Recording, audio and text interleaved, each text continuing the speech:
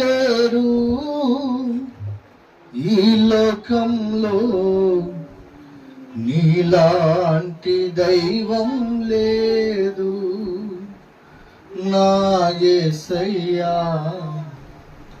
నీతో సమానులెవ్వరు, నిన్ను పోలి ఎవరు లేరు ఈ లోకంలో, నీలాంటి దైవం లేదు నా యేసయ్యా.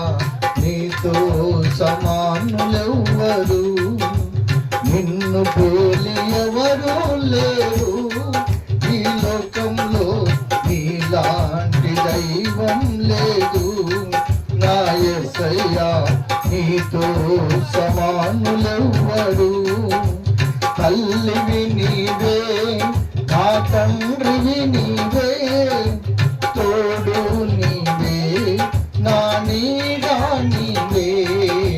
తల్లివి నీవే, నా తండ్రివి నీవే, తోడు నీవే, నా నీడ నీవే.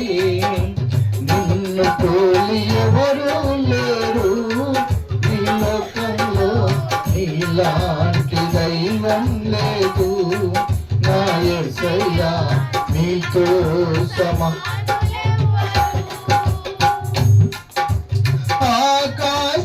ఆకాశముకెక్కిపోయినా అక్కడను నీవున్నావే. ఆకాశముకెక్కిపోయినా అక్కడను నీవున్నావే. నేను పాతాళములో పండినా అక్కడను నీవున్నావే. నేను పాతాళములో పండినా అక్కడను నీవున్నావే. తల్లివి నీవే, నా తండ్రివి నీవే, తోడు నీవే, నా నీడ నీవే. తల్లివి నీవే, నా తండ్రివి నీవే, తోడు నీవే, నా నీడ నీవే. నిన్ను పోలి ఎవరు లేరు ఈ లోకంలో, నీలాంటి దైవం లేదు నా యేసయ్యా. నీతో సమానులెవ్వరు. నిన్ను విడచి నేను వెళ్ళినా నన్ను వెదకి నీ వచ్చావే. నిన్ను విడచి నేను వెళ్ళినా నన్ను వెదకి నీ వచ్చావే. నేను ఆదమరచి నిదురపోయినా నిదురపోకుండా కాపాడుతివి. నేను ఆదమరచి నిదురపోయినా నిదురపోకుండా కాపాడుతివి. తల్లివి నీవే, నా తండ్రివి నీవే, తోడు నీవే, నా నీడ నీవే. తల్లివి నీవే, నా తండ్రివి నీవే, తోడు నీవే, నా నీడ నీవే. నిన్ను పోలి ఎవరు లేరు ఈ లోకంలో, నీలాంటి దైవం నా యేసయ్యా. నీతో సమానులెవ్వరు. నిన్ను పోలి ఎవరు లేరు ఈ లోకంలో, నీలాంటి దైవం లేదు నా యేసయ్యా. నీతో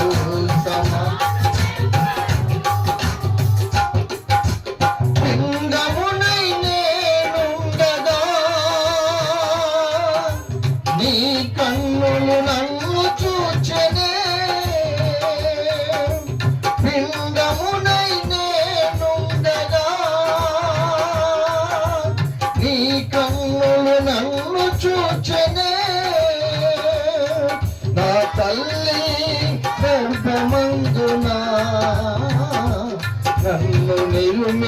జన్మించిన వాడవు నీవే. నా తల్లి గర్భమందునా నన్ను నిర్మించిన వాడవు నీవే. తల్లివి నీవే, నా తండ్రివి నీవే, తోడు నీవే, నా నీడ నీవే. పర్దం తల్లివి నీవే, తోడు నీవే, నా నీడ నీవే. నిన్ను పోలి ఎవరు లేరు ఈ లోకంలో, నీలాంటి దైవం లేదు. నా యేసయ్యా నీతో సమానులెవరు, నిన్ను పోలి ఎవరు లేరు ఈ లోకంలో, నీలాంటి దైవం లేదు.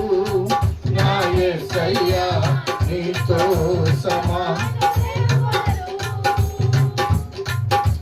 నా పాపం పరిహరింపుమా,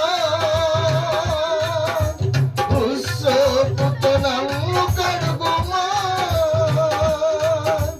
నా పాపం పరిహరింపుమా, ఉస్సోపుతో నన్ను కడుగుమా.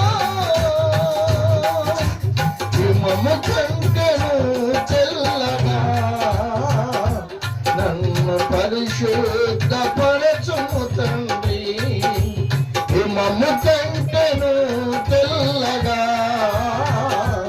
నన్ను పరిశుద్ధపరచుము తండ్రి.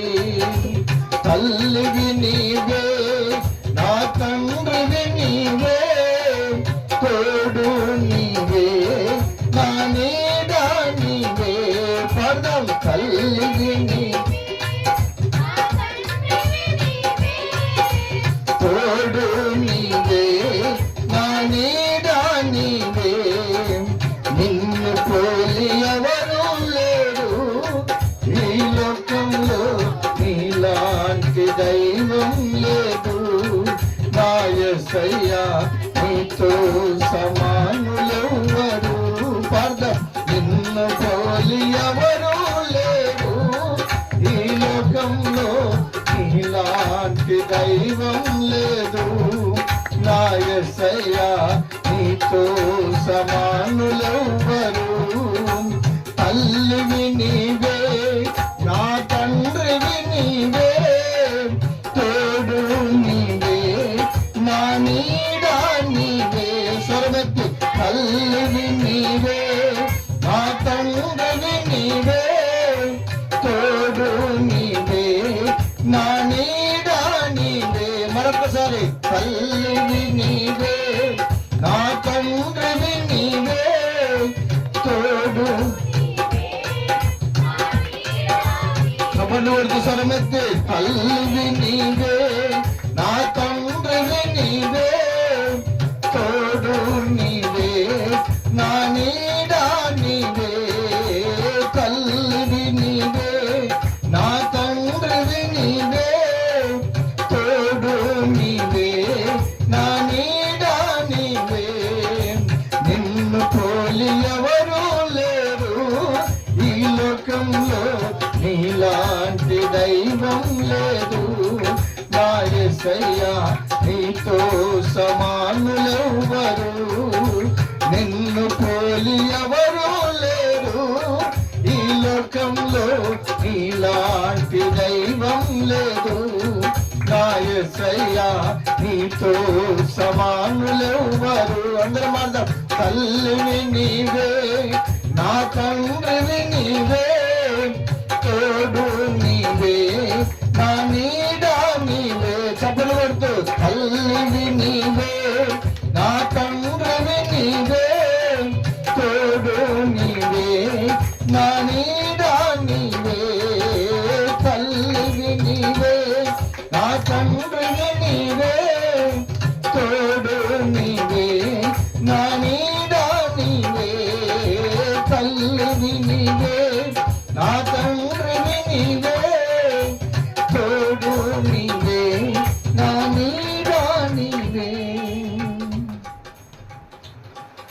నిన్ను పోలి ఎవరు లేరు ఈ లోకంలో, నీలాంటి దైవం లేదు నా యేసయ్యా, నీతో సమానులెవ్వరు.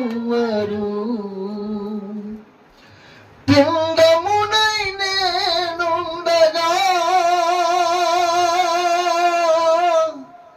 నీ కన్నులు నన్ను చూచెనే, నా తల్లి గర్భమందునా నన్ను నిర్మించిన వాడవు నీవే, నా తల్లి గర్భమందునా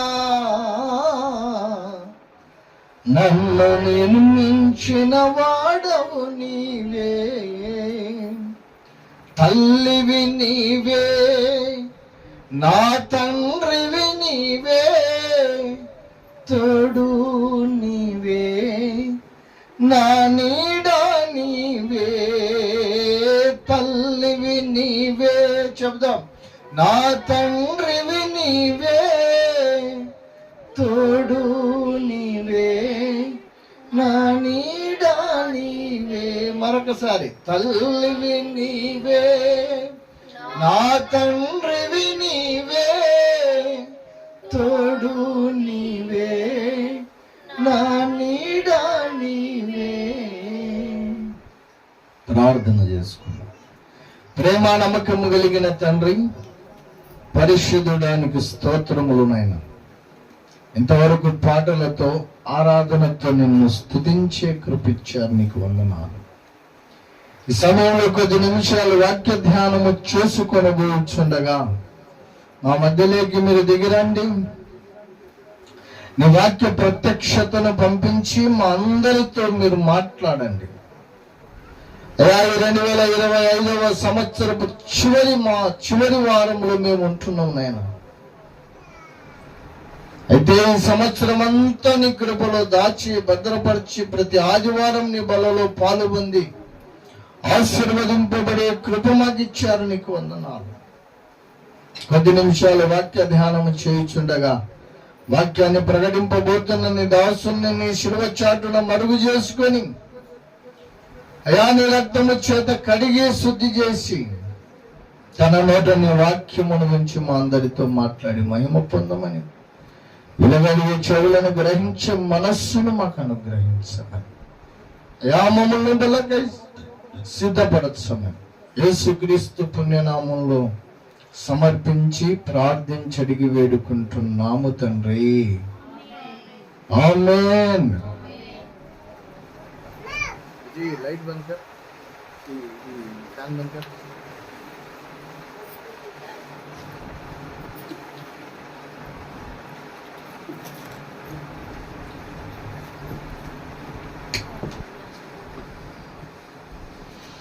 దేవునికి మహిమ కలుగును గాక. హల్లెలూయా.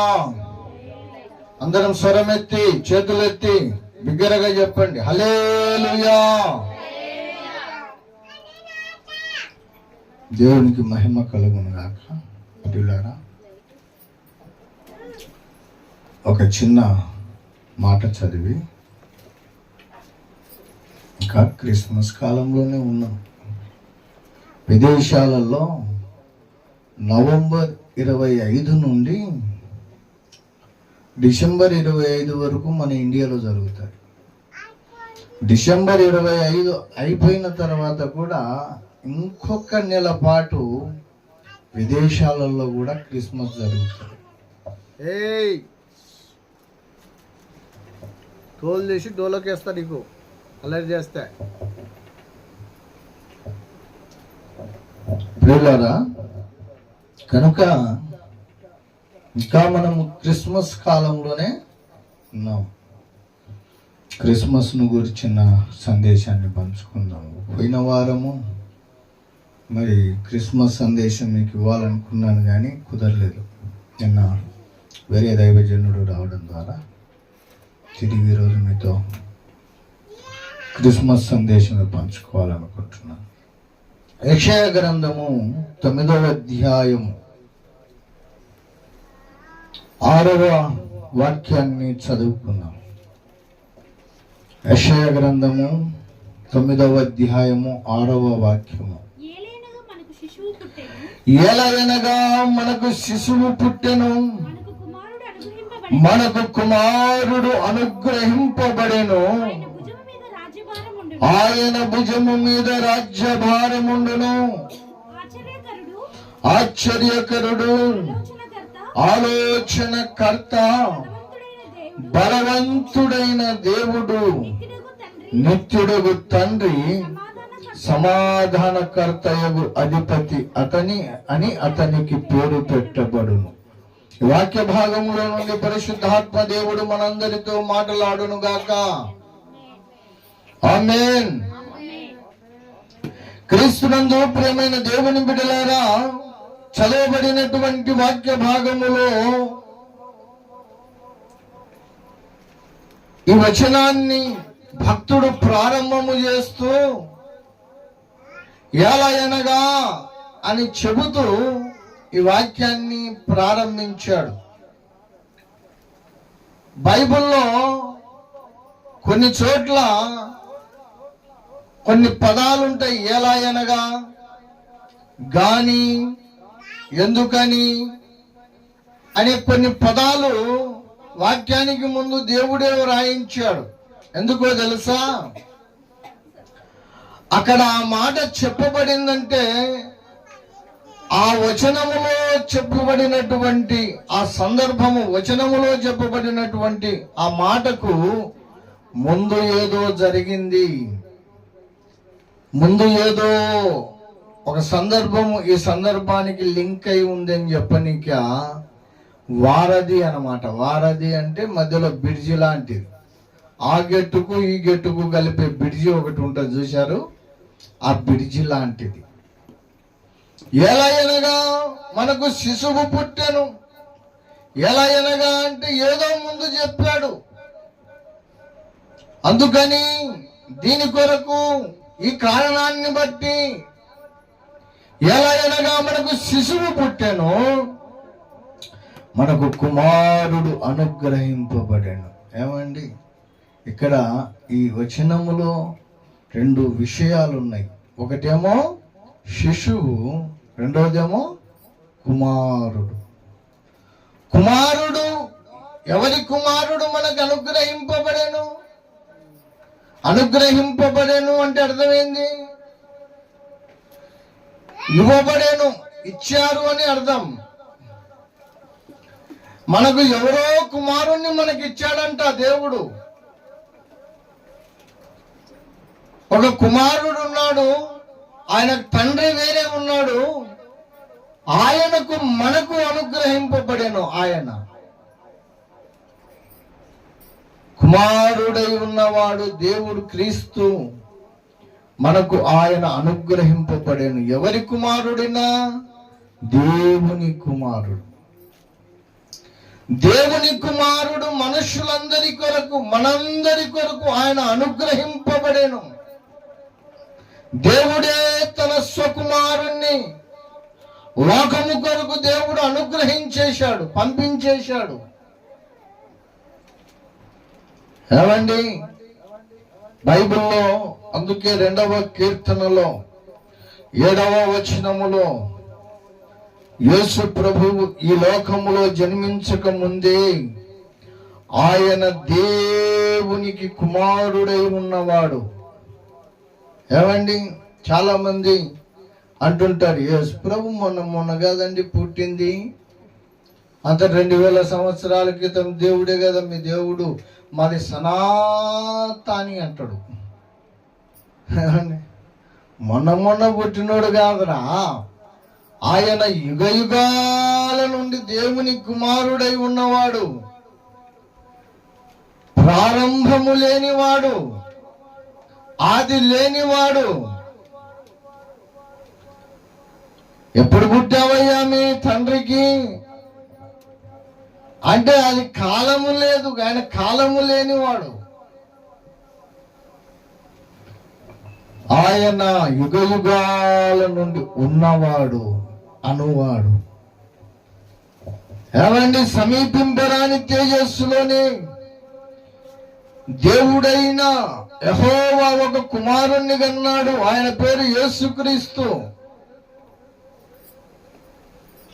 ఏమండి, 2వ కీర్తన 7వ వచనంలో అన్నాడు కదా, కట్టడను నేను వివరించేదను, యెహోవా నాకు ఇలాగూ సెలవిచ్చెను, నీవు నా కుమారుడవు, నేను నిన్ను కని ఉన్నాను అన్నాడు.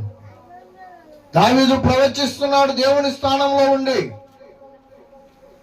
కుమారునితో అంటున్నాడు, నీవు నా కుమారుడవు, నేడు నేను నిన్ను కని ఉన్నాను. చాలా మంది ఈ మధ్య కాలంలో కొంతమంది బోధకులు ఈ వచనాన్ని మనం యేసు ప్రభువును అనువాదించకూడదు అని కొందరు ప్రబుద్ధులు బయలుదేరారు. ఈ మధ్య కాలంలో ఒకడు ఏం లేదు విగ్రహాలకు బలి అర్పించినది కూడా హ్యాపీగా తినేయచ్చు, లేకపోతే వాళ్ళు మనకు రక్షణ పొందరంట. ఈయన తలకాయ. మనం ఒకడు అంటున్నాడు, ఎవరైనా విగ్రహాలకు అర్పించినది మీకు తెచ్చిస్తే ప్రార్థన చేసుకొని తినేసేయండి, అందులో ఏమీ లేదు. అలా అనుకుంటే మరి ధాన్యం పండించేవాడు పూజ చేసే ధాన్యాన్ని కోస్తాడు కదా, అది కూడా తినకూడదు కదా. అంగడిలో పూజ చేయండి వాడు అంగడి తెరవాడు కదా. కటికవాడు వాడు పూజ చేయకుండానే కటిక పోయాడు కదా. మరి అవి ఏవి నువ్వు తినకూడదు కదా. కారమ్మే వాడు కూడా పూజ చేయకుండానే వాడు కారమ్మాడు కదా అని వీడు మహాజ్ఞాని లెక్క మాట్లాడినాడు. వాళ్ళు ఏమైనా ఇచ్చేస్తే మీరు ప్రార్థన చేసుకొని తినండి, వానికి మీ సహోదరుడు వాడు, వాడిని మీరు నొప్పించకూడదు, బాధ పెట్టకూడదు. మీరు వాడిని నేను తిననంటే వాడు బాధపడతాడు, నీ సువార్త వాడు వినడు, రక్షణ పొందాడంట. మరి బైబిల్ చెప్పిందిగా విగ్రహాలకు బలి ఇచ్చినది నువ్వు తినొద్దని. అంటే వాడు తినకపోతే దేవుడు వాడు బాధపడతాడు అంటున్నాడు. మరి తింటే దేవుడు బాధపడతాడుగా.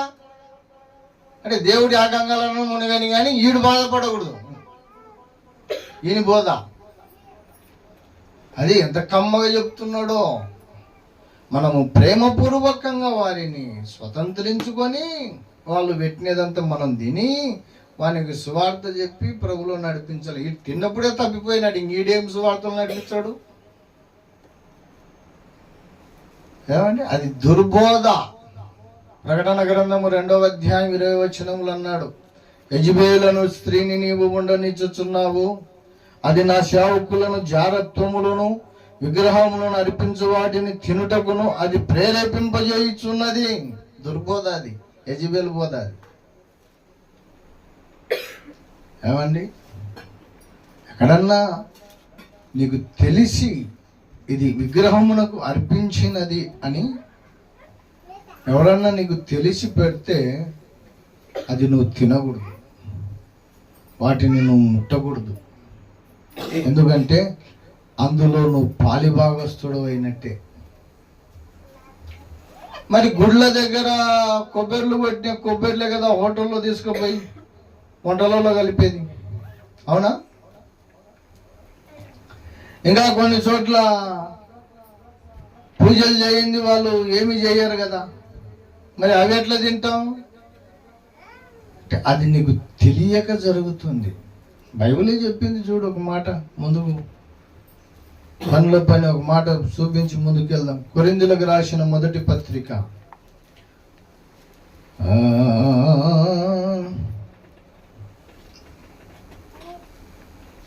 10వ అధ్యాయము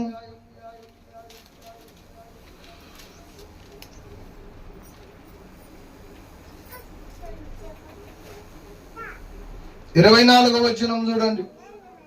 ఎవడును తన కొరకే కాదు ఎదుటి వాని కొరకు మేలు చేయ చూచుకొనవలెను, మనస్సాక్షి నిమిత్తము ఏ విచారణయు చేయక కటిక వాని అంగడిలో అమ్మునదేదో దానిని నీవు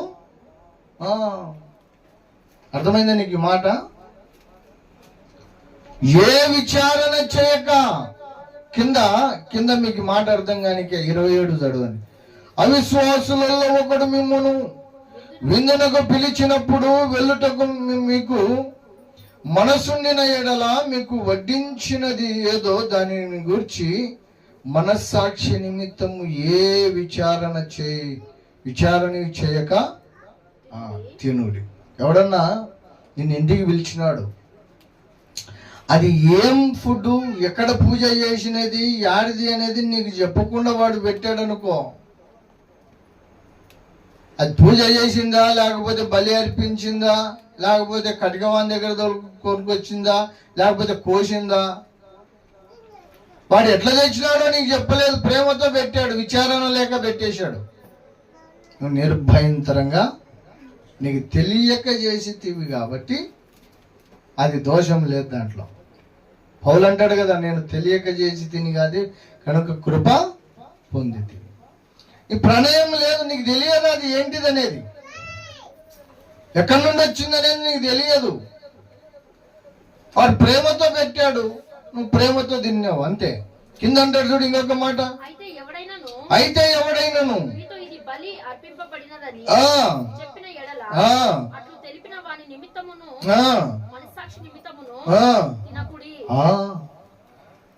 ఇది మా దేవుని దగ్గర బలి అర్పించిందిరా నీకు పెడుతున్నాడని ఒకటి చెప్పాడు అనుకో, ఏమంటున్నాడు? తినొద్దు, అది బలి అర్పించినది. ఏమండి అది కదా 20వ వచనములు అంటాడు, లేదు గాని అన్యజనులు అర్పించు బలులు దేవునికి కాదు దయములకే అర్పించుచున్నారని చెప్పుచున్నారు. మీరు దయములతో వారి ఒకట నాకు ఇష్టము. నువ్వు తింటే ఏమవుతావు? వాళ్ళతో పాలివాడవైపోతావు, పగస్తరాలు అయిపోతావు. హోటల్లో పెట్టేది, అంగళ్ళలో ఇచ్చేది, రైతు పూజ చేసి కోసేది, అదంతా నీకు తెలియదు బాబు.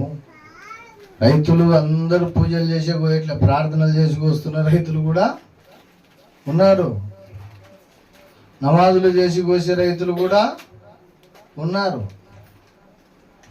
అది నీకు తెలియదు కాబట్టి అందులో నీకు దోషం లేదు. తెలిసి కూడా నువ్వు తిన్నావు అనుకో, అది దోషం. వీడు ఏదో పెద్ద జ్ఞాని లెక్క చెప్తున్నాడు, వాడిని నొప్పించకుండానంట వాడు పెట్టిందంతా ప్రార్థన చేసుకొని తినేసి హ్యాపీగా. ఎందుకంటే వాడు బాధపడతాడు, స్వార్థ అయినాడు, రక్షణ పొందాడంట.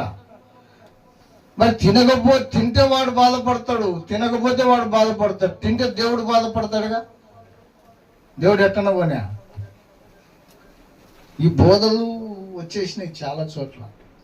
కాబట్టి సెల్లులో కనిపించిన ప్రతి బోధ నమ్మదగినది కాదు. కొందరు విశ్వాసులను చంపి మేము దేవునికి సేవ చేయుచున్నాం అనుకునే బోధకులు ఎక్కువైపోయారు ఈ కాలంలో. అటు బహు జాగ్రత్తగా ఉండాలి. అలాంటి దాంట్లోనే ఇంకొక బోధ ఏమిటయ్యా అంటే 2వ కీర్తన 7వ వచనము, యేసు ప్రభును అనువదించొద్దు, యేసు ప్రభును అనువదించకూడదు మాట అని చెప్పారు. అరే బాబు, దీన్ని యేసు ప్రభును అనువదించనీకి నువ్వెవడివి, నేనెవడిని? బైబిలే అనువదించింది, బైబిల్ ఉన్న భక్తులే అనువదించారు, పౌలే అనువదించాడు. అపోస్తుల కార్యాల గ్రంథం 13వ అధ్యాయం చూడండి, 13వ అధ్యాయం మీరు 32, 33 వచనాలు చదవండి.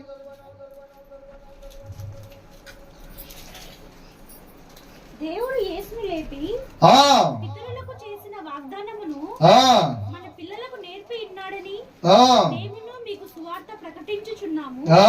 అలాగే నీవు నా కుమారుడవు, నీవు నా కుమారుడవు, నేడు నేను నిన్ను కంటిని, నేడు నేను నిన్ను కంటిని అని 2వ కీర్తన యందు వ్రాయబడి ఉన్నది.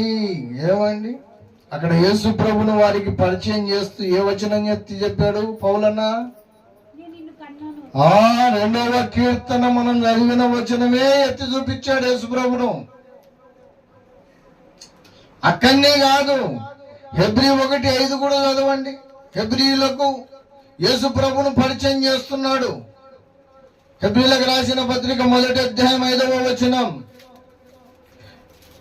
ఎలా అనగా నీవు నా కుమారుడవు, నేను నేడు నిన్ను కనియున్నాను అనియు, ఇదియుగాక నేను ఆయనకు తండ్రి అని అయినను నయ్యుందును, ఆయన నాకు కుమారుడై ఉండును అనియు ఆ దూతలలో ఎవరైనా ఎప్పుడైనా చెప్పానా అన్నాడు.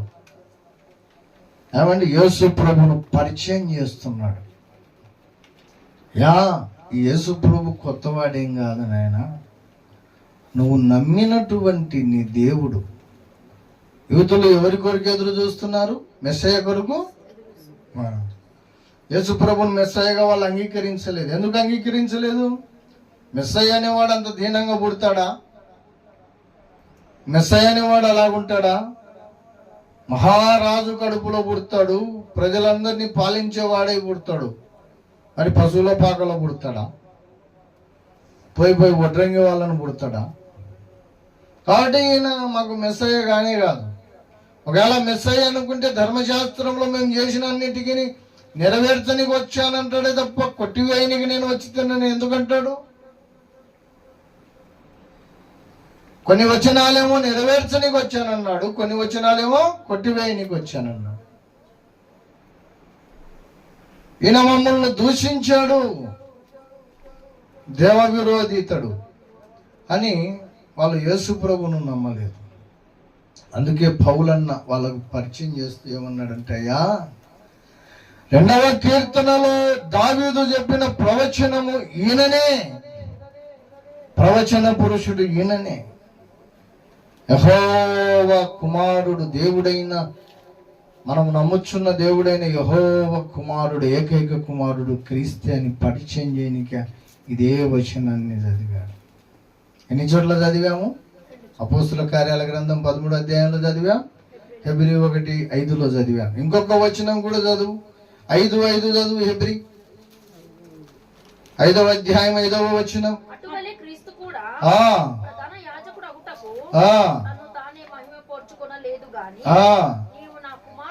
నీవు నా కుమారుడవు, నేను నేడు నిన్ను కనియున్నాను అని ఆయనతో చెప్పిన వాడే ఆయనను మహిమపరిచాను. ఏమంటండి? ఎవరు చెప్పారు ఆయనకు? దేవుడు చెప్పాడు. దేవుడే ఈయనను మహిమపరిచాడయ్యా. 3 చోట్ల, 2 లేక 3 సాక్ష్యాలు కావాలి కదా. 3 చోట్ల పౌలన్న పరిచయం, క్రీస్తుకు పరిచయం చేస్తూ ఇదే వచనాన్ని చదివించాడు. మొన్న ఒకడు అంటాడు, ఈ కీర్తన అసలుకు యేసు ప్రభువును అనువదించకూడదు, అలా అనువదించడం దుర్బోధ, పాపము అని మాట్లాడాడు. మరి ఆ లెక్కన పోతే పౌలన్న కూడా దుర్బోధకుడే కావాలి ఇప్పుడు, అవునా?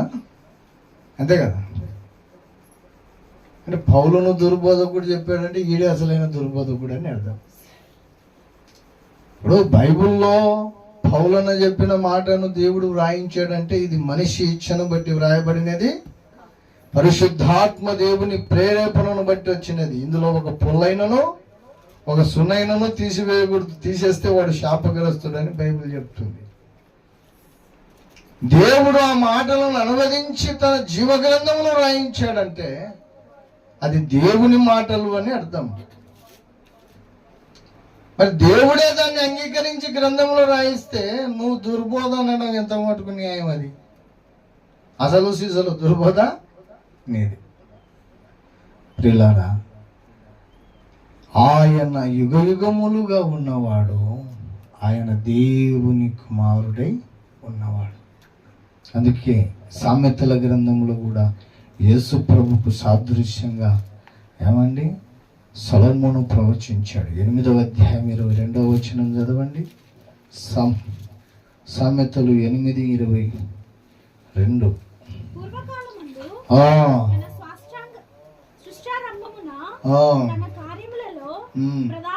ప్రధానమైన దానిగా యెహోవా నన్ను 24వ వచనం చూడండి.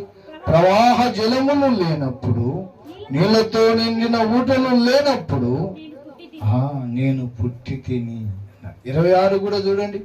భూమిని దాని మైదానములను ఆయన చేయక మునుపు, నేలమట్టిని రవంతయు సృష్టింపబడక మునుపు నేను పుట్టి తిని. ఇక్కడ కుమారుడైన దేవుడు చెబుతున్నాడు, అక్కడ తండ్రి అయిన దేవుడు చెప్పు. నీవు నా కుమారుడవు, నేడు నిన్ను కని ఉన్నాను అన్నాడు. ఇక్కడ కుమారుడైన దేవుడు అంటున్నాడు, భూమి పుట్టక ముందు మన్ను రవ్వంతైనను సృష్టింపబడు. సొలొమోను చెప్తుంటే మరి మన్నే పుట్టక ముందు సొలొమోను ఎలా నుంచి పుట్టాడు? సొలొమోను చెప్తున్నాడు అనుకో ఈ మాట. మన్నే రవ్వంతా పుట్టలే, భూమి లేదు. భూమి లేని సొలొమోను ఎక్కడి నుండి వచ్చా భూమి మీద? నువ్వు నేను ఎక్కడి నుండి వచ్చివి? భూమి రవ్వంతా కూడా లేనప్పుడు నేను పుట్టి తినన్నాడు. అది దేవుడై కుమారుడైన ఏమంటే క్రీస్తు ప్రవచిస్తున్నటువంటి మాట. అది అక్కడ నేను కన్నాను అన్నాడు, ఇక్కడ నేను పుట్టి తిని అన్నాడు. ఆయన పుట్టినవాడు. ఏమండి, లోకము క్రీస్తు ఆయన దేవుని కుమారుడు. ఎవరు? యేసుప్రభు దేవుని, ఆ దేవుని కుమారుడు మనకు అనుగ్రహింపబడ్డాడు. యెషయా గ్రంథం 9:6 చెప్తున్న మాట అదే. 6:9, 9:6, 9:6, 9:6 చెప్తున్న మాట. ఎలా అనగా మనకు శిశువు పుట్టాను, ఇంకొకటి ఏమన్నాడు? కుమారుడు. ఎవరి కుమారుడు? దేవుని కుమారుడు మనకు అనుగ్రహింపబడెను. ఆయన ఈ లోకానికి రాకముందు మహిమ కలిగిన వాడు. యేసుప్రభువే చెప్పాడు కదా ఒక చోట, ప్రభువా లోకము పుట్టక ముందు నాకు ఏ మహిమ అయితే ఉన్నదో అన్నడా? యోహాను సువార్త 17వ అధ్యాయం చూడండి, 5వ వచనం చదవండి. యోహాను సువార్త 17వ అధ్యాయం 5వ వచనం.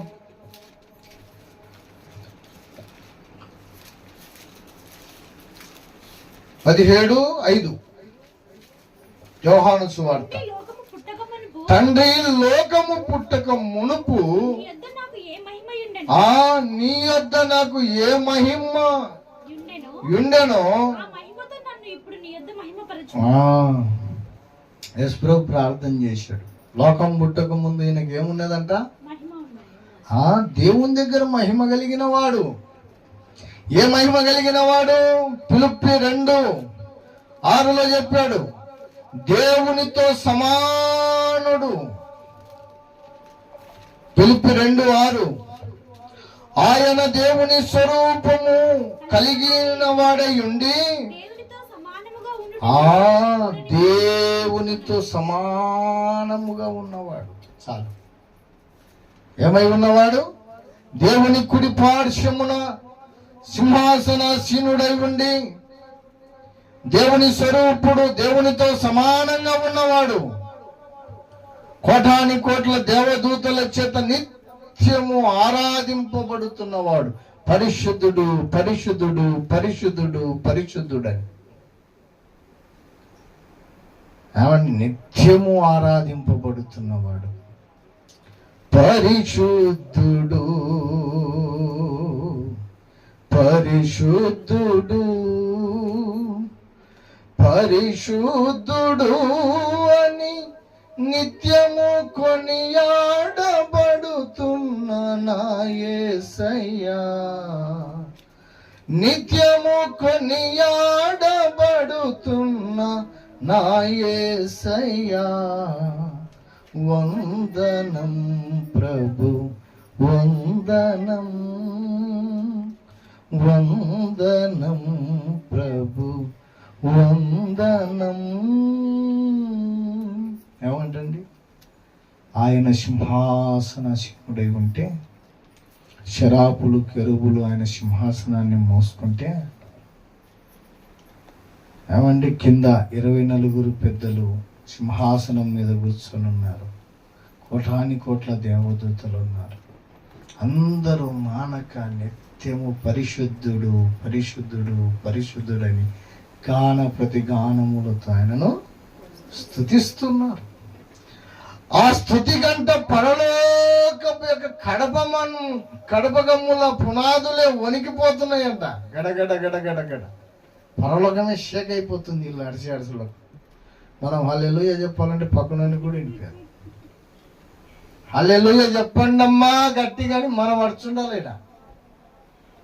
చేతులు ఎత్తండి అమ్మా అని మనం చెప్తున్నాం, చప్పట్లు కొట్టండి అమ్మా.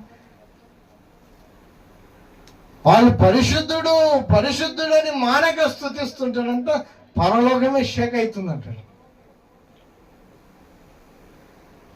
ఆ మహిమలో ఆయన ఎల్లప్పుడూ స్తుతి పొందేవాడు.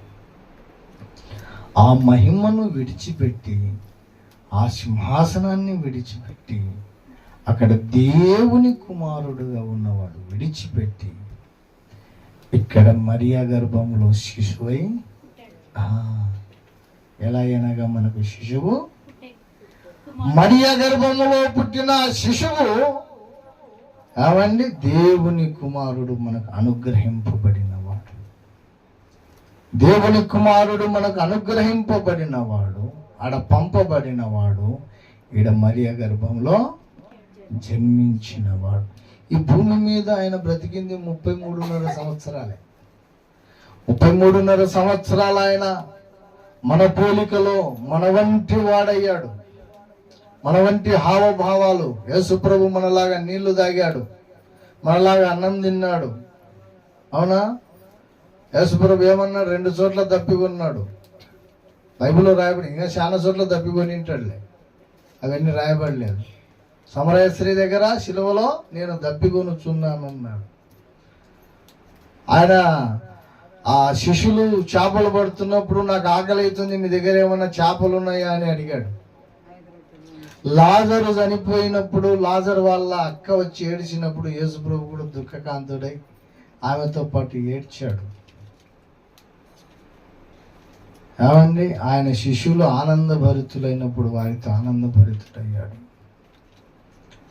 గెత్సేమనే తోటలో శ్రమను తలుచుకొని కృంగిపోయాడు. మందిరము పాడైపోతుంటే, మందిరాన్ని వ్యాపారం చేసింటే అక్కడ కోపగ్రస్తుడైపోయాడు. మనిషికి ఉండాల్సిన హావభావాలన్నీ ఉన్నాయి. మనలాగనే జీవించాడు. ఎన్ని సంవత్సరాలు జీవించాడు? 33.5 సంవత్సరాలు జీవించాడు. తిరిగి ఇప్పుడు ఎక్కడున్నాడు ఆయన? మహిమలో ఉన్నాడు. మనం ఉయ్యాలేసి బొమ్మలు చేసి ఊపుతున్న దాంట్లో లేడు ఇప్పుడు. క్రిస్మస్ వచ్చిందంటే బంగారుతో ఉయ్యాలాలు చేయడం, దాంట్లో ఒక బొమ్మని తెచ్చి పడుకోబెట్టడం, లాలి జో లాలి యేసుప్రభు అని పాట పాడడం. ఇంకా ఎంత దళిద్రం ఉందంటే క్రైస్తవ్యము. ఆయన ఇప్పుడు ఎట్లున్నాడు చూడండి. ప్రకటన గ్రంథము 1వ అధ్యాయం 13వ వచనం నుండి చదవండి. ప్రకటన గ్రంథం 1వ అధ్యాయం 13వ వచనములో యోహాను సాక్ష్యం ఇస్తున్న మాట చూడండి.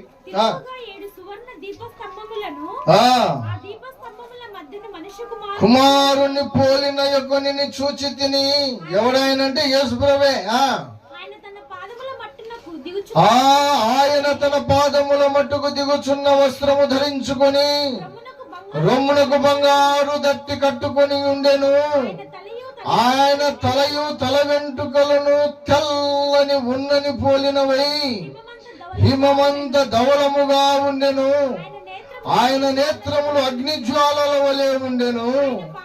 ఆయన పాదములు కొలిమిలో పుట్టము వేయబడిన మెరియునున్న అపరంజితో సమానమై ఉండెను. ఆయన కంఠస్వరము విస్తార జల ప్రవాహముల ధ్వని వలె ఉండెను. 7 నక్షత్రములు పట్టుకొని ఉండెను.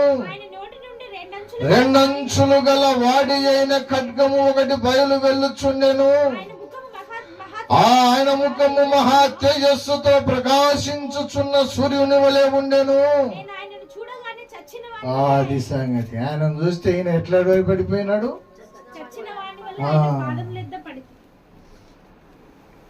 ఆ తేజస్సు కలిగిన ముఖమును ఆయన మాట్లాడుతుంటేనంట నదులన్నీ ప్రవహిస్తే ఎట్లా శబ్దం వస్తుంది, అట్లా సౌండ్ వస్తుందంట. ఆయన కాళ్ళంట అగ్నిలో నుండి తీయబడిన కొలిమిలో పుటము వేయబడిన అపరంజి ఉంటుంది చూడు, అంత మెరిసిపోతుందంట. ఆయన తల వెంట్రుకలేమో తెల్లగా ఉన్ని లెక్క ఉన్నదంట. ఆయన కన్నులేమో అగ్ని జ్వాలల వలె ఉన్నదంట. ఆయన చూసినసరికి ఈ మనిషికి గుండె ఆగిపోయి చచ్చిపోయినట్టు పడిపోయినాడు. అంత మహిమలో నువ్వు ఆయన ఉంటే నువ్వేమో ఎలా లేచి ఊపితే ఏమని అర్థం ఉందా? అంత తేజోమయుడైన దేవుణ్ణి నువ్వు ఇంకా ఉయ్యాల్లో ఊపుతున్నావు, నీ బ్రతికేమో ఏడుందో ఆడనే పెట్టుకుంటున్నావు. యేసుప్రభు ఇప్పుడు బాలుడై లేడమ్మా. అందుకే కొన్ని పాటలు పాడతాం కానీ దాని అర్థాలు మనకు తెలియవు. బాలుడు కాదమ్మో బలవంతుడు యేసు ఆట పడతామా? బాలుడు కాదాయన మహాబలవంతుడు. ఆడ ఎన్నిసార్లు వాడినామో ఇంకా బాలుడే ఉంటాడు కానీ మన మైండ్లో ఆయన బలవంతుడుగా కనిపించాడు. పశుశాలలో నీవు పవలించినావా, పరమాత్ముడవే నీవు పసిబాలుడవు కావు. ఆ పరమాత్ముని చూడట్లే, మనం పసిబాలునే చూస్తున్నాం. ఇంకా యా చర్చిలో ఏం కొట్ట వేసింటారు, దాంట్లో పెట్టింటారు. ఇంకా యేసుప్రభు బాలుడు అయిపోయాడు. యేసుప్రభు బాలుని చేసి వీళ్ళు చేయాల్సిన పనులన్నీ చేసుకుంటున్నారు. క్రిస్మస్ యేసుప్రభు మొదటిసారి గొర్రె పిల్లయ్యి, ఆయన గొర్రె పిల్లయ్యి బలి అవ్వనికి వచ్చాడు. ఆయన రెండోసారి రాబోతున్నాడు. దేని కొరకు వస్తున్నాడు? లోకానికి తీర్పు తీర్చనికి రాబోతున్నాడు. లోకాన్ని పాలించనికి రాబోతున్నాడు. కొదమ సింహమై రాబోతున్నాడు. గొర్రె పిల్లనైతే పట్టుకొని ముద్దాడతాం. కొదమ సింహాన్ని ముద్దాడతావా? అది గాండ్రిస్తేనే నీ గుండెలు జారిపోతుంది ఇంకా కిందికి. నువ్వు ఇంకా బాలుడు అనుకొని నువ్వు అన్ని కొద్ది శాస్త్రాలు చేసుకుంటూ బతుకుతున్నావు క్రైస్తవ్యంలో. ఆయన బాలుడేం లేడు, ఇప్పుడు మహిమలో ఉన్నాడు. అయితే నేను చెప్పాలనుకున్న మాట ఏమిటంటే, ఎలా అనగా మనకు శిశువు పుట్టెను. ఆ మాటలోకి వెళ్ళిపోదాం, ముగించేస్తా. ఎలా అనగా మనకు శిశువు పుట్టెను, కుమారుడు అనుగ్రహింప. ఆ అనుగ్రహింపబడిన కుమారుడు ఎవరి కుమారుడునా? దేవుని కుమారుడు. ఈ లోకంలో మరియా గర్భములో, మరియమ్మ గారి గర్భంలో జన్మించి ఆయన శిశువు అయిపోయాడు. ఆ మహిమ కలిగిన రాజు, మహిమ కలిగిన దేవుడు చిన్న బాలుడై ఈ లోకానికి వచ్చాడు. ఎందుకు వచ్చాడు? అదే మరి ముందు చెప్పిన మాట. ఎలా అనగా ఆయన దేవుని కుమారుడై ఉన్నవాడు.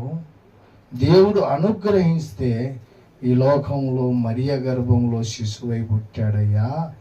ఎందుకు అంటే అనే మాట అన్నమాట ముందు. ఎలా అనగా ఎందుకంట చాలా విషయాలు ఉన్నాయి. మీరు మొదటి వచనం నుండి చదువుకుంటే మీరు అర్థం చేసుకోగలిగితే, ధ్యానం చేస్తే చాలా విషయాలు ఉన్నాయి. మెట్టుకు ఒక మాటనే చెప్తా. 2వ వచనంలో చెప్పాడు, చీకటిలో నడుచు జనులు గొప్ప వెలుగును చూచుచున్నారు, మరణ చేయగల దేశ నివాసుల మీద వెలుగు ప్రకాశించును. ఏమండి? చీకటిలో కూర్చున్న జనులను వెలుగులో నడిపించనికి ఆయన ఈ లోకానికి దేవుని కుమారుడైన వాడు శిశువై జన్మించాడు. ఎవరు కూర్చున్నారు చీకటిలో? మనం పాపులం అంటే నువ్వు పాపి, నీ అయ్య పాపి, నీ తాత పాపి, నన్ను అంటావు ఎవడ పాపి అనవు. నా కొడుకు అప్పుడప్పుడు కోపం వస్తే తిక్కోడా అంట. నేను తిక్కోడ్రా అంట, మూగోడ్రా తిక్కోడ్రా అని నేను తిడుతుంటాను. వాళ్ళ అమ్మంటుంది, మీ నాయన తిక్క, మీ అమ్మ తిక్క, మీ తాత తిక్క, నా కొడుకు తిక్క అంటావా? అట్లా లోకంలో ఉన్నవానికి ఏమనుకున్నా, మరే నువ్వు చీకట్లో ఉన్నవరా నాయన, కొంచెం వెలుగులేక రారంటే నువ్వు ఉన్నవరా చీకట్లో, నేను కాదు. ఎవరున్నారయ్యా చీకట్లో? 60వ అధ్యాయం చూడండి, యెషయా గ్రంథం 60వ అధ్యాయం 2వ వచనం చదవండి. చూడుము ఆ భూమిని చీకటి కమ్ముచున్నది. ఆ ఎవరిని కమ్ముచున్నది? భూమిని భూమిని చీకటి కమ్ముచున్నది. కటిక చీకటి జనములను కమ్ముచున్నది. ఆ కటిక చీకటి జనములను. కమ్ముచున్నది. ఏ చీకటిది? కటిక చీకటి. రాత్రి పడితే కనిపించే చీకటి కాదు ఇది. ఏ చీకటి అంటే పాపం అనే చీకటి. పాపం అనే చీకటి భూమిని కమ్మి ఉన్నది. భూమిలో ఉన్న ప్రతి మానవుడు పాపం అనే చీకటి కలిగి ఉన్నవాడు. బైబిల్లో చీకటిని పాపముతో కూడా పోల్చారు. అవునా? చూడండి, దానికి కూడా మీకు రెఫరెన్స్ కావాలంటే కొందరు ప్రబోధులు అన్నిటికీ రెఫరెన్స్లు అడిగేతోళ్ళు ఉన్నారు చాలా మంది. చంద్రపాల్ పిటకథలు చెప్తాడు, బైబిల్ యాడ్ చూపిస్తాడు అంటారు. కొరింథీయులకు రాసిన రెండవ పత్రిక ఒక మాట చదవండి. 6:14 చదవండి. కొరింథీయులకు రాసిన రెండవ పత్రిక 6:14. మీరు అవిశ్వాసులతో జోడుగా ఉండకుడి. నీతికి దుర్నీతితో ఏమి సాంగత్యము? నీతికి దుర్నీతితో ఏమి సాంగత్యము? వెలుగునకు చీకటితో ఏమి పొత్తు? వెలుగు చీకటితో ఏమి. ఇప్పుడు ఇక్కడ నీతి దేంతో పోల్చాడు? వెలుగుతో పోల్చాడు. దుర్నీతి దేంతో పోల్చాడు? చీకటితో పోల్చాడు. అర్థమైందే మీకు ఈ మాట? నీతి దుర్నీతికి ఏమి సాంగత్యము అని చెబుతూ కింద ఏమన్నాడు? వెలుగుకు చీకటితో ఏమి. పైన నీతి ఏమో వెలుగు, దుర్నీతి ఏమో చీకటి. ఇప్పుడు మొదటి యోహాను పత్రిక చదవండి. మొదటి యోహాను పత్రిక 5:17 చదవండి. మొదటి యోహాను పత్రిక 5:17.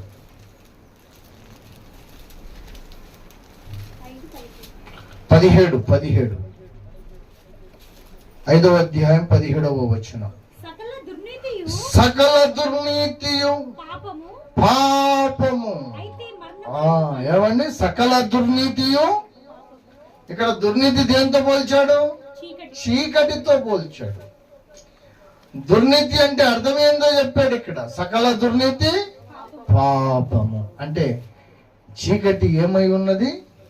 పాపమై ఉన్నది. ఏ పాపము కమ్ముకున్నది లోకానికి? కటిక చీకటి అనే పాపము కమ్ముకున్నది. లోకమంతా పాపముతో నిండిపోయింది.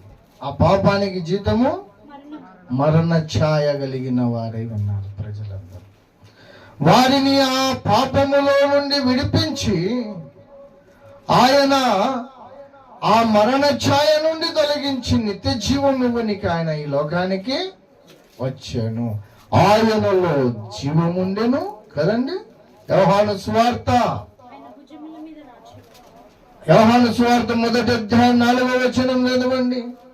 ఆయనలో జీవముండెను, ఆ జీవము మనుషులకు. ఆయన వెలుగు, ఆయనలో జీవము మనుషులకు ఏమై ఉన్నది? ఆ వెలుగును ధరించిన వాడు ఏమైతాడు? వాడు జీవము కలిగిన వాడు. ఆ మరణ ఛాయ నుండి తొలగిపోయి నిత్య జీవానికి వారసుడవుతాడు. ఆ వెలుగే శరీరధారి ఈ లోకానికి వచ్చింది. 9వ వచనం చదవండి. నిజమైన వెలుగు ఉండెను, అది లోకములోకి వచ్చుచు ప్రతి మనుషుని వెలుగుంచుచున్నది. నిజమైన వెలుగు పరిశుద్ధుడు. ఆయన వెలుగై ఈ లోకానికి వచ్చాడు. ఆయన వెలుగై ఈ లోకానికి వచ్చి అనేకులను ఆయన వెలిగించాడు. అనేకులను వెలిగించిన ఆ గుంపులో ఇప్పుడు మనం కూడా వెలిగింపబడిన వారమే. అవునా? అందరము జన్మ కర్మ పాపములు బాప్తిస్మం తీసుకొని కటిక చీకటి అనే పాపాన్ని తొలగి వేసుకొని నిత్య జీవం అనే స్వాస్థాన్ని పొందుకొని ఇప్పుడు మనము వెలుగు సంబంధులము. క్రిస్మస్ రోజు ఏమండి? క్రిస్మస్ రోజు ఏం వెలిగిస్తాం మనం? ఎందుకు వెలిగిస్తాం? కరెంటు పోయినప్పుడు ఇంట్లో వెలుగు పెట్టుకోమ్మా తీసుకుని పెట్టింటారా వాళ్ళు? అయ్యా నీవు దేవుని చేత వెలిగింపబడ్డావు, నీవు కూడా ఇతరులను వెలిగించమని. పూర్వము మనం ఏమై ఉంటిమి? ఎఫెసీయులకు రాసిన పత్రిక చదువు. ఎఫెసీయులకు రాసిన పత్రిక 5:8 చదువు ఒక మాట. పూర్వము మనము కూడా చీకటి అయి ఉంటిమి. ఇప్పుడైతే ఆ ప్రభునందు వెలుగై ఉన్నాము. పూర్వము మనం ఏమై ఉంటిమి? చీకటై చీకటి అయి ఉంటిమి. ఇప్పుడైతే ప్రభునందు వెలుగై ఉన్నాము. వెలుగై ఉన్నాము. పూర్వము మనము చీకటి, ఇప్పుడేమో ప్రభునందు వెలుగు. పూర్వము మనం కూడా చీకటికి సంబంధులమే. పూర్వం మనం కూడా ఆ పాపములో ఉన్న వాళ్ళమే. పూర్వం మనం కూడా ఏమండి ఆ పాపం అనే కటిక చీకటిని కలిగిన వారమే. ఇప్పుడైతే మనము ఆయన వెలుగై ఉన్నాము, వెలుగై ఉన్నాము. ఏమండి ఆయన వెలుగులో వెలిగింపబడిన వారము. ఇప్పుడు మనము చీకటి సంబంధులం కాదు. ఎవరి సంబంధులము? వెలుగు సంబంధులము. యోహాను పత్రికలో ఉంటుంది ఆ మాట. ఇంతకుముందు మీరు చదివింది ఏ వచనము? ఎఫెసీ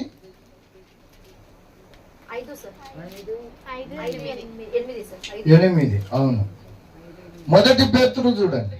మొదటి పేతురు 9:2-9 చదవండి. 2:9. అయితే మీరు చీకటిలో నుండి ఆశ్చర్యకరమైన తన వెలుగులోనికి మిమ్మల్ని పిలిచిన వాని గుణాతిశయములను ప్రచురణ చేయు నిమిత్తము. ఏమంట? ఫస్ట్ మనము ఏమండి చీకటిలో నుండి ఆశ్చర్యకరమైన ఆయన వెలుగులోకి మనము పిలువబడిన వారము, నడిపింపబడిన వారము. ఏమండి యేసు ప్రభు లోకానికి వెలుగై వచ్చాడు. యోహాను 8:12.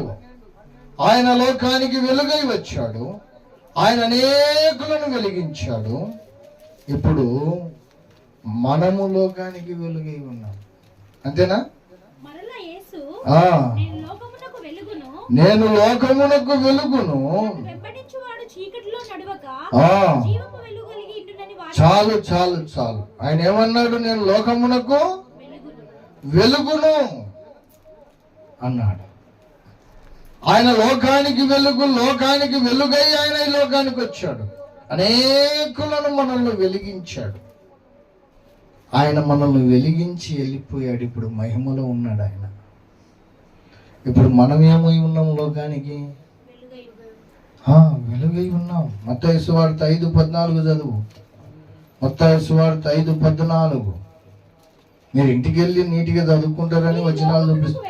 మీరు లోకమునకు వెలుగై ఉన్నారు. ఇప్పుడు మనం వెలుగై ఉన్నాం లోకానికి. మనం లోకానికి వెలుగై ఉన్నాం, కాకపోతే మనమే ఫస్ట్ ఆరిపోయినాం. అది సంగతి.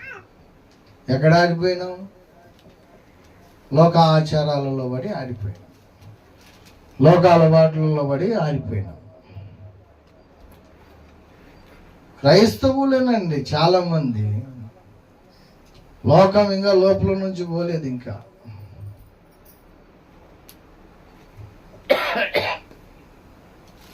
పండుగ పేరు మీద తప్పిపోయిన క్రైస్తవులు, ఆచారాల పేరు మీద తప్పిపోయిన క్రైస్తవులు మన క్రైస్తవులే. క్రిస్మస్ అది జనవరి 1వ తేదీ ఎంగేజ్మెంట్ పెట్టుకుందాం సార్ అని ఫోన్ చేసినారు నాకు. ఎక్కడ? ఇక్కడ ఎవరిది? కోడుమూరు అవతల.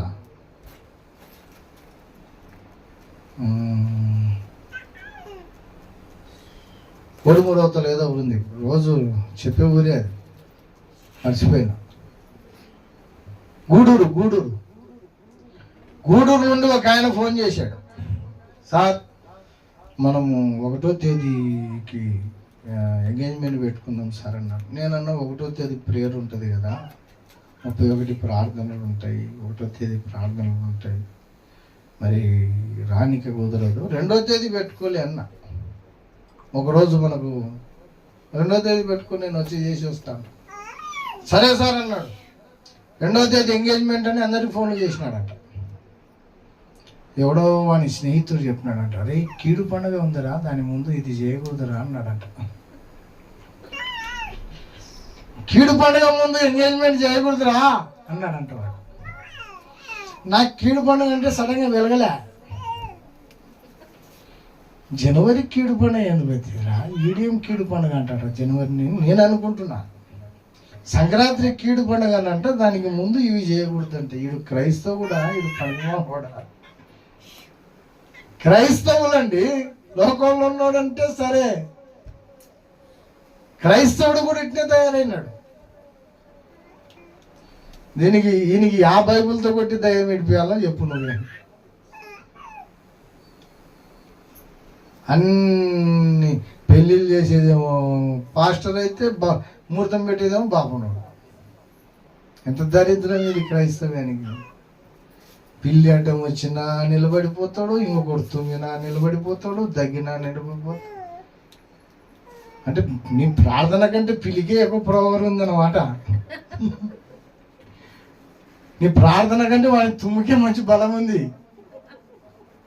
నీ ఎందుకు ప్రార్థన చేయడం, నువ్వు కూడా తుమ్ముకుంటూ ఉండకూడదు, సరిపోతుంది. ఎంత దళిద్రం రా నాయన. వీళ్ళు లోకం నుండి బయటకు వచ్చారు కానీ వీళ్ళలో ఉన్న లోకం ఇంకా బయటికి పోలే. ఆచారాలు బయటికి పోలే, అలవాట్లు బయటికి పోలే. మా అమ్మ ఫోన్ చేసింది, ఒరే నీకేమో డబ్బులు మిగిలకునుంది, ఒక స్వామి చెప్తాడంట రారా పోదాం. ఆ స్వామికే తెలియక మన దగ్గర అరక తింటున్నాడే తల్లి. ఆ డబ్బులు నిలబడే మార్గం మీద చూస్తే ఫస్ట్ వాడే చూసుకుంటాడు కదా, మనకెందుకు చెప్తాడు. ఫస్ట్ నేనేమన్నా, అమ్మా ఎంత ఇవ్వాలా వానికి అన్నా. 10,000 అంటారా, 10,000 ఇస్తే మనకు డబ్బుల మీద నిలబడే మార్గం చెప్తాడంటారా. మరి ఆ 10,000 నిలబడే మార్గం వాడే చూసుకోకూడదు, ముందు మన దగ్గర ఎందుకు అడగడం. వాని బతుకు వానికి తెలియక మన దగ్గర సోది చెప్పుకొని బతుకుతున్నాడే తల్లి. నీకేం సోది చెప్తాడు.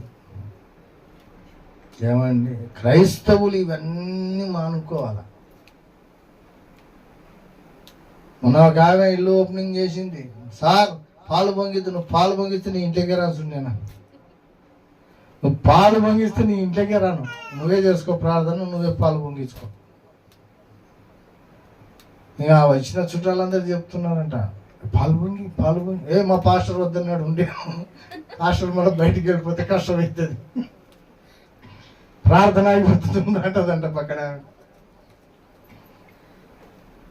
పాలు పొంగియడాలు ఇవన్నీ క్రైస్తవులు ఆచారాలు పాటించరు. ప్రార్థన చేస్తే ప్రతిదీ దేవుని కాపుదలని ఇంటికి వచ్చేసినట్టే. ప్రార్థన కంటే మించినది ఇంకేది లేదు. ప్రార్థన కంటే ఇంకా మించినది ఏది ఉండదు. నువ్వు ప్రార్థన చేసుకొని యేసు రక్తం నీ మీద ప్రోక్షించుకొని వెళ్ళిపోతే ఇంకా అవతల లోకానికి జయించేతోడైనా కానీ వాడు మనల్ని ఏం చేయలేడు. యెహోవా మన పక్షమున ఉండగా మనకు విరోధి, మనకు విరోధముగా రూపింపబడిన ఆయుధము ఏ ఆయుధము వర్దిల్లదు. వాడు ఎన్ని ఆయుధాలన్నా వాడేని కాక అవేమి. నువ్వు ప్రార్థన మానేసి ఇవన్నీ పాటిస్తేనే అవన్నీ వర్దిల్లుతుంటాయి. నువ్వు ప్రార్థన మానేసి అది నమ్ముకొని ఇది నమ్ముకొని పోయినావు అనుకో, అవన్నీ నీ మీదనే పనిచేస్తాయి. ప్రార్థన ఒక్కటి చేసుకొని అవన్నీ వదిలేసినావు అనుకో, ఎవడు నేను ముట్టెతోటి ఉండడు. క్రైస్తవుల మైండ్ సెట్ మారిపోవాలి. ఇంకా మాటల క్రైస్తవుల అలవాట్లు మారిపోవాలి. మనం ఒక క్రిస్మస్కి వంట చేసుకొని కూర్చున్నారు వాళ్ళు, అంటే మీరు కాదులే వేరే వాళ్ళు, కర్నూలులో ఏం తినకుండా కూర్చున్నారు. మనకు చర్చి ఇక్కడ ఎన్ని గంటలు అయిపోయా? 3 గంటలు అయిపోయా. 3 గంటల నుంచి నేను 2-3 ఇళ్ళు తిరిగి అన్నం తినేసి పోయేసరికి సుమారుగా 4-4:30 అయింది. నాకు సార్ వాళ్ళు ముందే అడిగినారు, పిలిచినారు భోజనానికి, వస్తాంలే అని చెప్పినాం, మర్చిపోయినాం. నాకు తర్వాత ఫోన్ చేసినారు, సార్ ఇంకా ఎక్కడ వస్తున్నారు సార్ అన్న. యాడికి వచ్చేది అన్న, భోజనానికి పిలిచినాం కదా సార్ అనింది. ఆవు కదా. అప్పుడు జ్యోతి ఏం వంట చేద్దామని ఆలోచన చేస్తుండే. నేను సార్ పొద్దు నుంచి ఏం తినకుండా వంట చేసుకొని కూర్చున్నాం సార్. పాస్టర్ తిన్న తర్వాత తినాలంట. ఎవరు చెప్పాడు వాడికి? పాస్టర్ తిన్న తర్వాత. పాస్టర్ దేవుడా? ఫస్ట్ పాస్టర్కి నైవేద్యం పెట్టి తర్వాత అన్నం తిందామని. ముందు నువ్వు తినేసి తర్వాత వచ్చి నేను తింటా. అట్లా మా ఎంగిలి వస్తాయి. ఎవరు చెప్పినాడు ఎంగిలన్నీ? నువ్వు ప్లేట్లో తినే దాంట్లో పోతున్నావా? ఈ సిస్టమ్ అంతా మారిపోవాలండి. పాస్టర్ వచ్చి తిన్నంత వరకు మనం ముట్టకూడదు, లేకపోతే అది మైల పడుతుంది, అది ఎంగిలవుతుంది. ఎవరు చెప్పినాడు నీకు? లోకంలో ఉన్నోనికైతే నైవేద్యం పెట్టినంత వరకు తినకూడదు అంటాడు వాడు. నేను పాస్టర్ తిన్న తర్వాత నువ్వు తినాలంటే పాస్టర్ దేవుడు అయిపోయి యేసు ప్రభు ఎక్కడ పోయినప్పుడు. ఈ సిస్టమ్ అంతా మారిపోవాలా.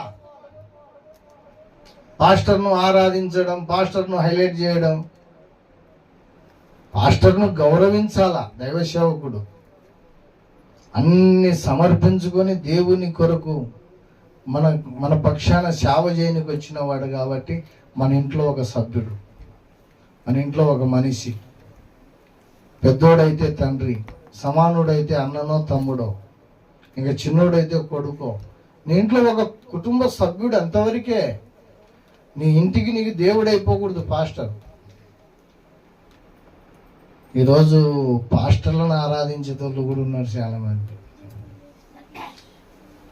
ఈ సిస్టమ్ అంతా మారిపోవాలి. అందుకే ముంగమూడి దేవదాసయ్య గారు, పాతకాలం భక్తులను మీరు ఎప్పుడన్నా ఆలోచన చేయండి. వాళ్ళు ఎక్కడ కనిపించే వాళ్ళు కాదు. ముంగమూడి దేవదాసయ్య గారిది 1-2 ఫోటోలే ఉండేది.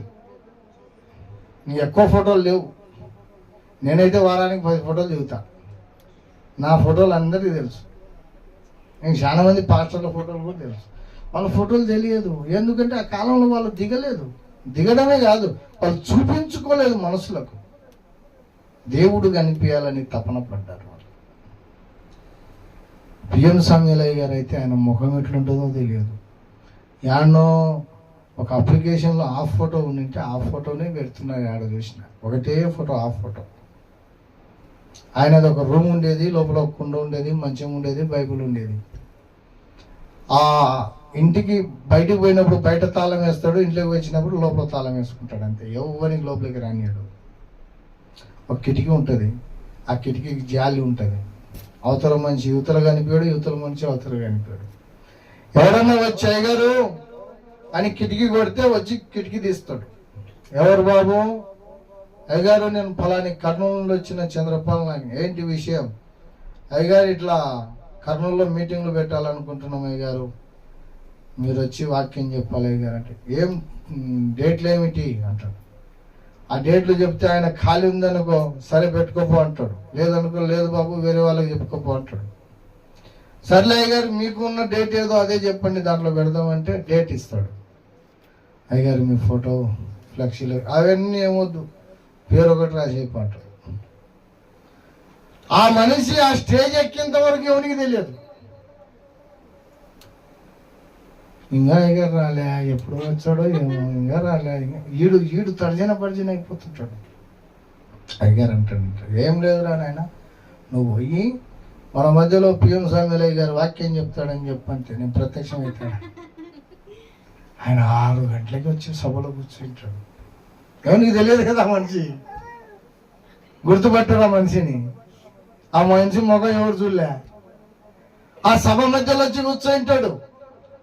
ఆ పాటలు గీటలన్నీ పడిన తర్వాత ఇంకీడు ఇంకా టెన్షన్ అయిపోతుంటాడు. ఇంకా రాలేదు కదా ఈయన, ఏడున్నాడు ఏమో, ఏడున్నాడు. సరే ఏదేమైనా అనౌన్స్మెంట్ చేయమన్నాడు కదా అని అప్పటికప్పుడు అనౌన్స్మెంట్ చేస్తాడు. మన మధ్యలో అయ్యగారు వచ్చి వాక్యం అప్పుడు లేచి వస్తాడు. అట్లా వాక్యం చెప్పి వాక్యం అయిపోయిన వెంటనే మాయమైపోయింటాడు. చేతులు పెట్టే పంచాయతీలు లేవు అయినవి, ప్రార్థనలు చేసే పంచాయతీలు లేవు, ఫోటోలు దిగే పంచాయతీలు లేవు. కొన్ని లక్షల సంఘాలు కట్టాడు, కొన్ని లక్షల మందికి ఆదర్శమయ్యాడు పిఎం సామ్యలయ్య గారు, ముంగమూరి దేవదాసయ్య గారు, ఏమండి పురుషోత్తం చౌదరయ్య గారు. వీళ్ళెవరు ప్రజలకు కనిపించుకొని వీళ్ళ గురించి ఎవరు మాట్లాడుకోరా ఏమండి? భక్త సింగ్ అయ్య గారికి ఒక ఆయన అన్నాడంట, అయ్యగారు మీతో మాట్లాడాలనుకుంటున్నాను అయ్యగారు. ఏం మాట్లాడతావురా? చాలా విషయాలు ఉన్నాయి అయ్యారు అన్నాడంట. ఒరే గాడిది రాసుకుంటే బూడిద వస్తుందిరా, నువ్వు యేసు ప్రభుతో మాట్లాడుకో, నేను యేసు ప్రభుతో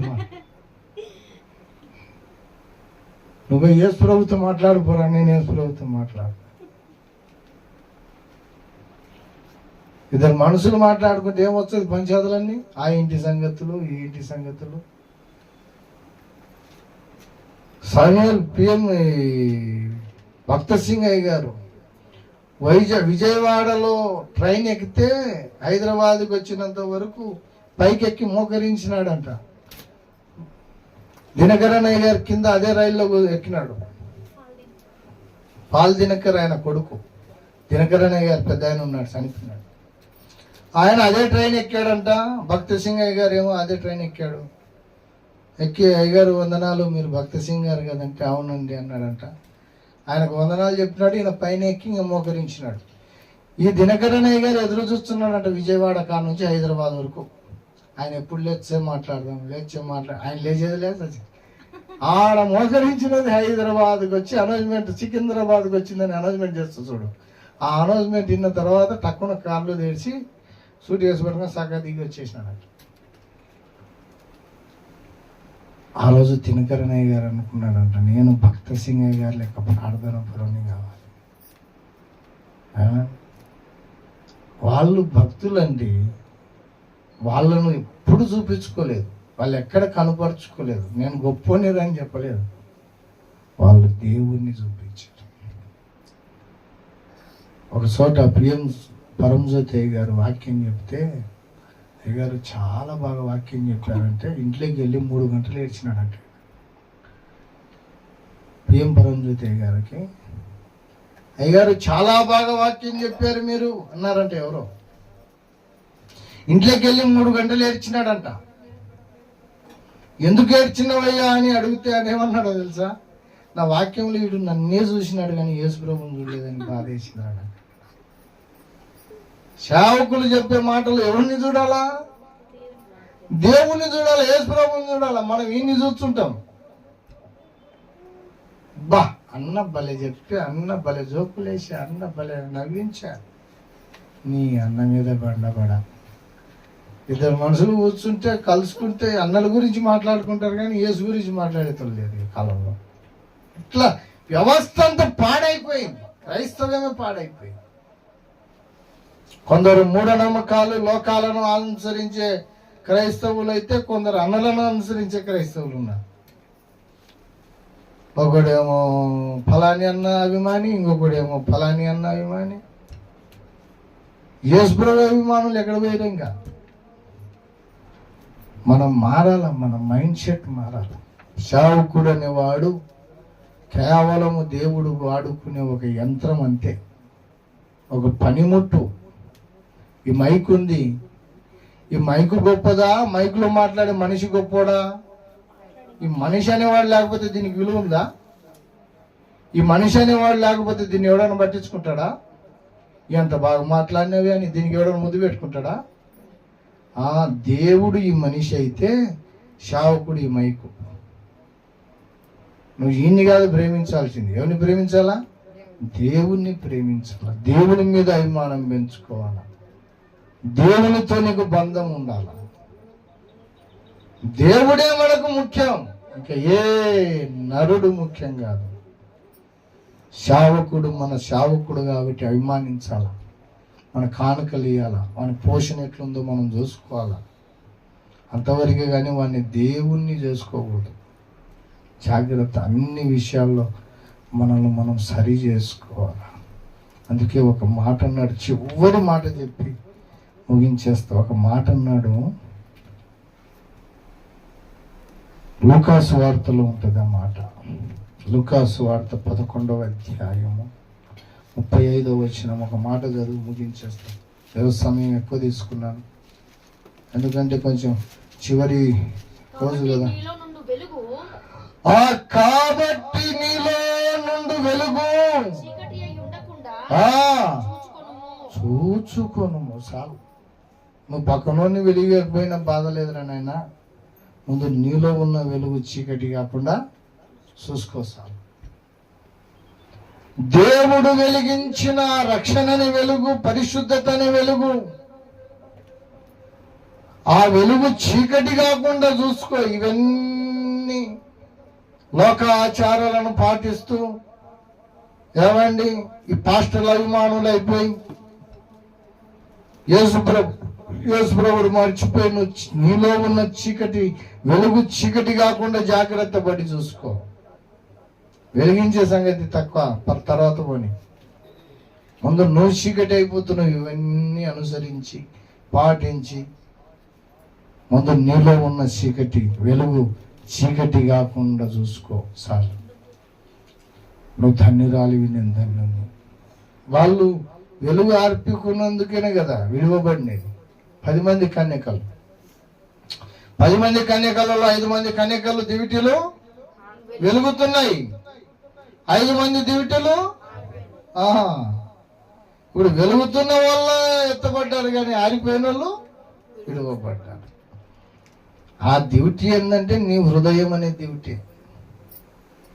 ఈ లోక ఆచారాలు, పాస్టర్ల మీద అభిమానాలు, సంఘాల మీద అభిమానాలు, ఆడికి పోయినాక సార్ నేను సతీష్ కుమార్ విశ్వాసిని దేవుడా అంటే ఏ భగవా అంటాడు.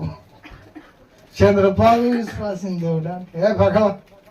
యేసుప్రభు విశ్వాసిని అంటేనే దేవుడు రానిచ్చాడు. యా సంఘము, అన్ని సంఘాలలో భక్తులు ఉన్నారు, అన్ని సంఘాలలో పనికిమాలను కూడా. ఆ సంఘం ఈ సంఘం కాదు. మనం ఒకడని మా సంఘమే ఎత్తబడుతుంది, మా సంఘమే ఎత్తబడుతుంది. ఆ సంఘం ఎత్తబడడం మేము కానీ ఈడు ఇంకొక అమ్మాయిని తీసుకుని వెళ్ళిపోయినాడు. ఈడు ఎత్తబడినాడు ఫస్ట్.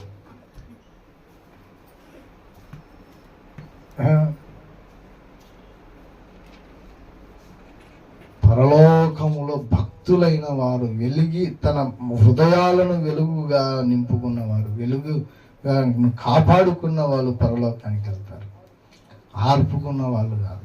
అందుకే బైబిల్లో దేవుడు అంటున్నాడు, ఈ 2025వ సంవత్సరము చివరి ఆదివారము దైవజనునిగా దేవుని పక్షాన నుండి నిన్ను హెచ్చరిస్తున్నాను. అయ్యా, నువ్వు ఇతరులను వెలిగించేది పక్కకు పోని, అది తర్వాత సంగతి. ముందు నీలో ఉన్న వెలుగు చీకటి కాకుండా దాన్ని జాగ్రత్తగా కాపాడుకుంటే నువ్వు ధన్యురాలివి, నేను ధన్యుణ్ణి. దేవుడు అట్టి కృప మనకందరికి దయచేయను గాక. ప్రార్థన చేసుకుందాం. అందరం మోకరించి కళ్ళు మూసుకొని ప్రార్థన చేసుకుందాం. హల్లెలూయా, హల్లెలూయా, హల్లెలూయా.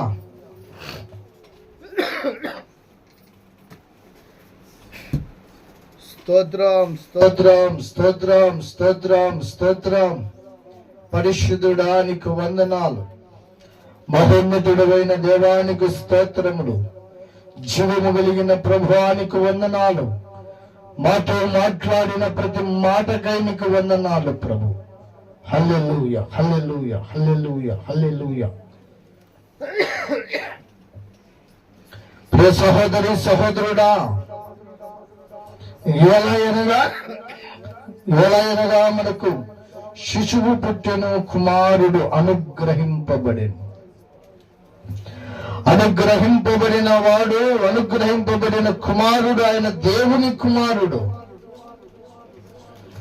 ఆయన ఈ లోకములకు అనుగ్రహింపబడి మరియా కుమారుడై, మరియకు శిశువై పుట్టాడు.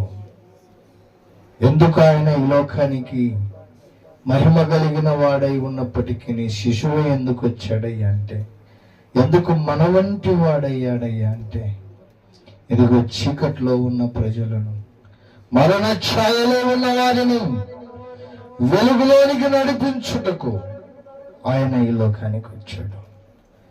పాపమనే చీకటి కలిగిన వారము, లోకమంతా పాపమనే చీకటి కలిగి ఉన్నది, అందులో మనము కూడా ఉంటుంది. ఆయన ఈ లోకానికి వెలుగై నిన్ను నన్ను వెలిగించాడు. మనం ఈరోజు చీకటి సంబంధం కాదు, వెలుగు సంబంధం. ఆయన మనల్ని వెలిగించి తిరిగి మహిమలోకి వెళ్ళిపోయాడు. ఈరోజు నువ్వు నేను లోకానికి వెలుగై ఉన్నావు.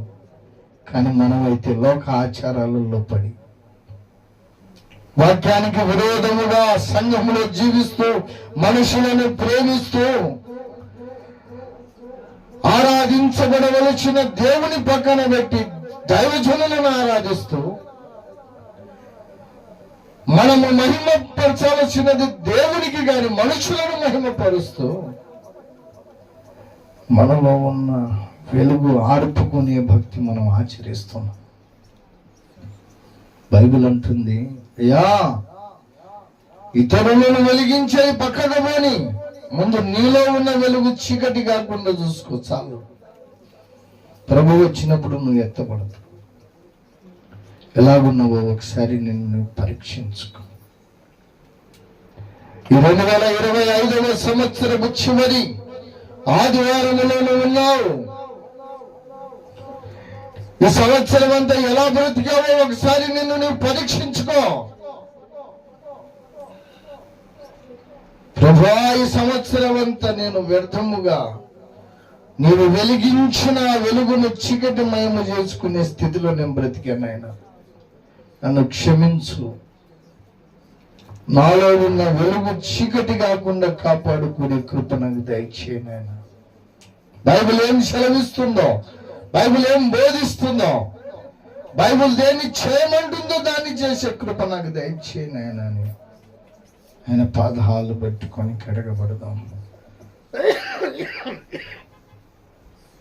హల్లెలూయా, హల్లెలూయా, హల్లెలూయా. స్తోత్రం, స్తోత్రం, స్తోత్రం. పరిశుద్ధుడా నీకు వందనాలు. మాతో మాట్లాడిన ప్రతి మాటకై నీకు వందనాలయ్యా. హల్లెలూయా, హల్లెలూయా, హల్లెలూయా. ప్రియ సహోదరి సహోదరుడా, వాక్యానుసారమైన జీవితం లేదేమో. ఒక మారు మనల్ని మనం పరీక్షించుకుందాం. అంతేకాదు, గడిచిన వారంలో ఎక్కడెక్కడ ప్రభును గాయపరిచామో, ఎక్కడ ప్రభుకు ఆయాసకరంగా బ్రతికామో, గడిచిన వారమే కాదు గడిచిన సంవత్సరం అంతా ఎలా బ్రతికామో ఒకసారి మనం పరీక్షించుకొని ఒక తీర్మానం చేసుకొని ప్రభు బల్లలోకి కొనసాగుదాం. హల్లెలూయా, హల్లెలూయా, హల్లెలూయా. ప్రభువా నీకు వందనాలు, దేవా నీకు స్తోత్రము. హల్లెలూయా. నీవు లేని క్షణము నాకు శూన్యమే దేవా, నీవు లేని క్షణము నాకు శూన్యమే దేవా, నీవున్నావనేగా నేను ఈ ఆత్మీయ యాత్రలో,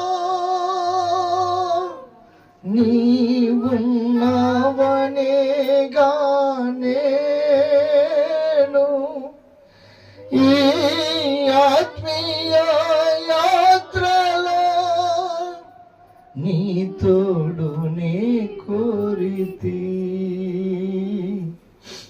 నీ తోడునే కోరితి. స్తుతి సింహాసనాసీనుడవు,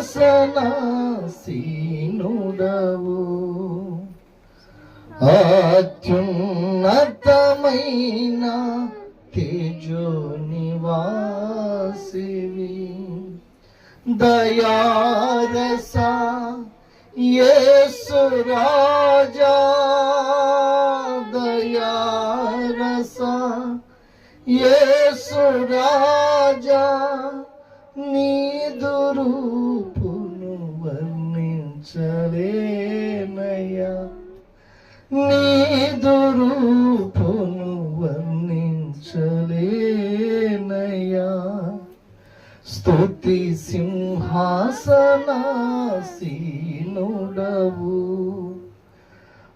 అత్యున్నతమైన తేజో నివాసివి.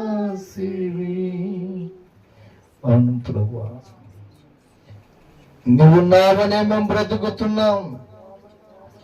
నీవే మా కొరకు పరలోకము దిగి వచ్చిన వాడవు, నీవే మా కొరకు బలి అయిన వాడవు, మమ్మల్ని విమోచించిన వాడవు. నీకంటే మా లోకంలో ఎవడు గొప్పవాడు కాదు తండ్రి. నిన్ను మాత్రమే మహిమపరిచేవారు. వెలుగును కాపాడుకునే క్రైస్తవులుగా మేము ఉండాలయ్యా. నీకు వందనాలు. ప్రియ సహోదరి, దైవజనునిగా నన్ను నేను పరీక్షించుకున్నట్టుకు కొద్ది నిమిషాలు మౌనినవుతున్నాను. మిమ్మల్ని మీరు పరీక్షించుకొని ప్రభు రక్తంలో కడగబడాలని మీకు సమయం ఇస్తూ నేను సమయం తీసుకుంటూ కొద్ది నిమిషాలు మౌనినవుతూ ఉన్నాను. హల్లెలూయా.